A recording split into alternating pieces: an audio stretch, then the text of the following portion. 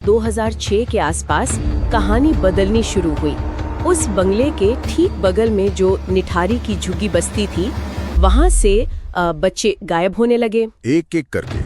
और जब परेशान माँ बाप पुलिस के पास जाते थे तो उन्हें क्या सुनने को मिलता था? वही पुराना घिसा पिटा जवाब, बच्चा किसी के साथ भाग गया होगा।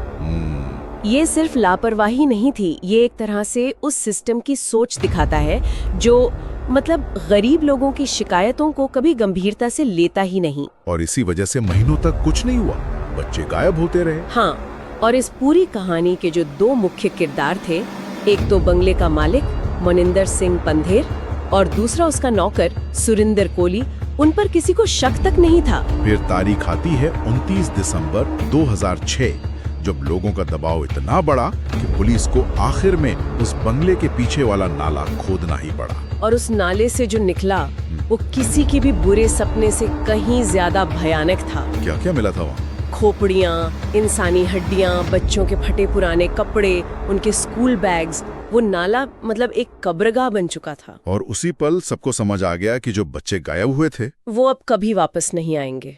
ये सोचकर ही रोंगटे खड़े हो जाते हैं। एक शांत दिखने वाले घर के पीछे इतनी बड़ी खौफनाक सच्चाई। बिल्कुल। इसके बाद पुलिस ने जांच शुरू की और दावा किया कि नौकर सुरिंदर कोली, उसने अपना जुर्म कबूल कर लिया। कबूल कर लिया? हाँ, और कोली का जो ये कबूलनामा था वो भारतीय पुलिसिंग का एक क्लासिक पैटर्न दिखाता है। मतलब ये कि केस को जल्दी से बंद करने के लिए एक आसान टारगेट ढूंढो और उससे जुर्म कबूल करवा लो, भले ही वो बाद में कोर्ट में टिके या ना टिके। तो पुलिस की थ्योरी क्या थी? कोली ने ये सब क्यों और कैसे किया? थियरी ये की कि कोली बच्चों को किसी बहाने से बहला फुसलाकर घर में लाता था, उनकी हत्या करता था और फिर उनके शरीर के टुकड़े करके नाले में फेंक देता था। और नरभक्षण की बातें भी तो सामने आई थी। हाँ, उन रिपोर्ट्स ने तो इस केस को और भी ज्यादा खौफनाक बना दिया था। लेकिन सवाल तो यही उठता है ना कि सारा इल्जाम सिर्फ एक नौकर पर। क्या ये मुमकिन है कि एक आदमी अकेले इतने सारे बच्चों की हत्या करता रहा और घर में पड़ोस में किसी को कानो कान खबर तक नहीं हुई?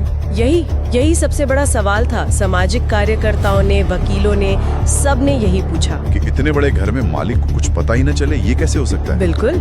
क्या कोली को सिर्फ एक मोहरा बनाया जा रहा था? यहीं से कहानी में वो क्लास और पावर का एंगल जुड़ जाता है। एक अमीर मालिक और एक गरीब नौकर। और शक की सुई हमेशा कमजोर की तरफ ही घूमती है। इन्हीं सवालों के साथ मामला अदालत पहुंचा, जहां कहानी शायद और भी ज्यादा उलझ गई। पूरा मामला कोली के कबूलनामे पर टिका था, और ऐसा कबूलनामा जो शायद दबाव में लिया गया हो।